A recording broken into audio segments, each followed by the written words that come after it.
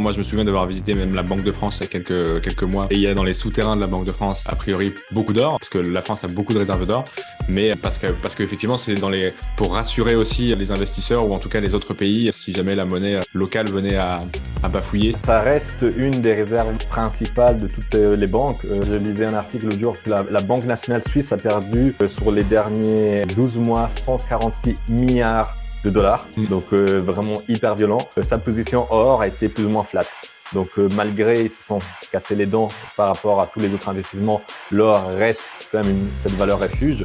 Et sur les derniers 12 mois, on avait cette incertitude sur les marchés, donc énormément d'inflation, l'hiver, la guerre, etc.